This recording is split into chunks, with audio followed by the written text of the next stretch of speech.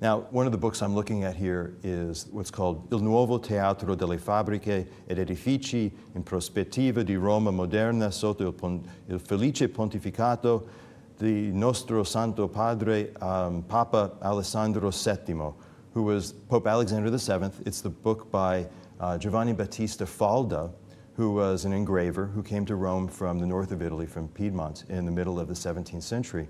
And he titled his book Il Nuovo Teatro, the new theater, of the buildings and constructions shown in perspective of modern Rome.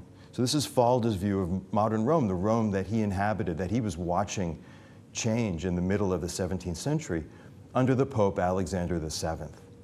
And Alexander VII is a pope that we encountered in the course in a number of different places. At the Piazza of St. Peter's and in St. Peter's itself, he's responsible for Bernini's great projects of the colonnade, but also the Cathedra Petri. He's the one responsible for the two churches in the Piazza del Popolo. And he's also responsible for the Piazza of Santa Maria della Pace that we visited as part of the Possessor route. And so Alexander VII is a pope who has an enormous impact on the city of Rome. And Falda's documenting this modern Rome, this new Rome that's emerging and developing and changing in front of his eyes. And the interesting thing about Falda is that he shows the city as it is. He's documenting buildings that have been built. But if we open up the book and look at, for example, an early page, in his first view of the city of Rome, he shows us the Piazza of St. Peter's with the unbuilt terzo braccio, that third arm of the colonnade that I talked about in describing the Corpus Domini procession. And so the first view that we have of Falda's is actually a Rome that not only didn't exist in his time, was never built. It was a project that remained on paper, and in many ways what we know about it, we know from Falda himself. There's another view in here of the church of Santa Maria in Campitelli, which was also a church that was sponsored by Pope Alexander VII. And Santa Maria in Campitelli, as its name suggests, is near the Campidoglio. And parts of its facade actually refer to the facade of the palaces on the Campidoglio. But Falda shows us two symmetrical buildings, convents sort of, on either side of this church that were part of the project by the architect Carlo Rinaldi for the church, and he wanted two symmetrical palaces, or convents really, on either side. And the reality is, because of resistance from an order of nuns who lived on one side who didn't really want a new building, and they never built one, this image that Falda shows us of this kind of ideal version of the church never happened. And so what eventually did happen was the sort of residence building on the right-hand side was in fact built, but decades later, more or less respecting Rinaldi's original project. But again, Falda shows us this project as if it's real, as if it's a space that we can inhabit. People are walking through the piazza, and they're experiencing it as if it's a real place that we can actually visit. And so Falda doesn't really, in a way, in these images, distinguish between what's real and what's hoped for, or imagined, or designed. What he is suggesting, though, is that the city is designed. It's a work of art. It's a creation that's deliberately shaped and framed and built by people who have aspirations for what that city can be at its best.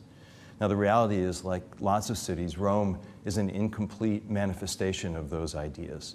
Rome is a place that is, in many ways, the residue of a lot of frustrated aspirations. There were a lot of projects for Rome by the popes like Alexander VII that were never fully realized.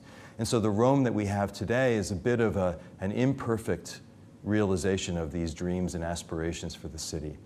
But what matters is that the Pope and the other patrons of palaces and buildings around the city, religious orders, and the architects and artists who designed these things, they actually had aspirations. They wanted the city to be a great work of art. They wanted it to be beautiful. And they wanted it to be more than just a representation of who they are. They wanted it to be a representation of who they would like to be, their aspirations, their dreams of themselves, not a documentation of the actual situation, because the actual reality of 17th century Rome always wasn't all that wonderful. There was plague, there was poverty. It was a difficult place to live in many ways for a lot of people. What the buildings represent is a kind of a dream, in a way, of a better city, an ideal city, a more perfect city. But the fact that they dreamt that way meant that they pushed their aspirations for the city higher than they would have otherwise. They didn't just build a city for who they were. They built a city for who they wanted to be. And that's why Rome is so amazing, is that it's a city of dreams and aspirations. It's a kind of a subtext of this course in a way that, to paraphrase Dorothy from The Wizard of Oz, there really is no place like Rome. Rome is a special place because so much energy was invested in turning the city into a work of art. Sometimes for the people who live there, in a lot of cases for visitors, for pilgrims and tourists, and there were tourists, again, even in the 17th century. And in many ways, the city was refined and made more beautiful to essentially attract people and to, in a way, as an economic engine, in a way, for the city. But it also brought to the city a kind of sense in which the city was an international place, a place for people to come from all over the known world and see and experience it and appreciate what a city could be.